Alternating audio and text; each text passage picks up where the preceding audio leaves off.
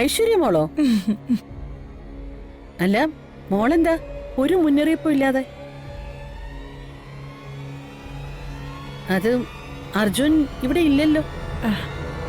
അറിയാം അമ്മേ, ഞാൻ അമ്മയെ തന്നെ കാണാൻ വന്നതാ. കുറച്ചുനേരം അമ്മയോട് സംസാരിച്ചിരിക്കാന്ന് കരുതി. അത് നന്നായി. ഇവിടെ ഇപ്പൊ ഞാനും ബോറടിച്ചിരിക്കുക. മോൾ അകത്തേക്ക് വാ. അതൊക്കെ അവിടെ വെച്ചിട്ട് ഐശ്വര്യ മോൾക്ക് കുടിക്കാൻ എന്തെങ്കിലും എടുക്ക്. മോളെ വാ.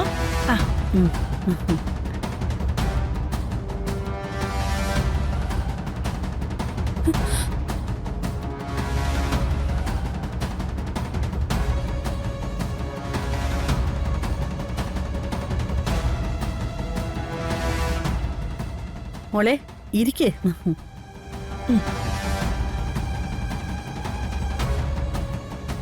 ഞാനിങ്ങനെ ഇടയ്ക്കിടയ്ക്ക് വീട്ടിലേക്ക് വിളിപ്പിക്കുന്നതില് മോൾക്ക് ബുദ്ധിമുട്ടൊന്നും ഉണ്ടാവുന്നില്ലല്ലോ അല്ലേ? ഏയ്, എന്ത് ബുദ്ധിമുട്ട്? എനിക്ക് അമ്മയോടൊപ്പം സംസാരിച്ചിരിക്കാൻ ഭയങ്കര ഇഷ്ടാ. അതുകൊണ്ട് അമ്മ വിളിച്ചില്ലെങ്കിലും ഇടയ്ക്കിടയ്ക്ക് ഞാൻ ഇങ്ങോട്ട് വരും. സന്തോഷം. നിനക്ക് എപ്പോ വേണമെങ്കിലും ഇവിടേക്ക് വരാം. ഞാനൊരു ദിവസം അങ്ങോട്ട് വരാൻ വേണ്ടി ഇരിക്കുക, അമ്മയെ കാണാൻ.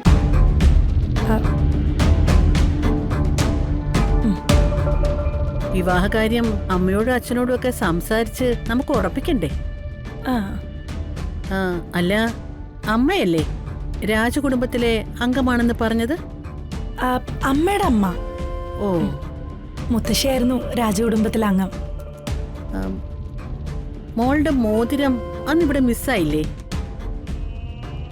എന്റെ കയ്യിലായിരുന്നു അന്നത് കിട്ടിയത്. ഓ,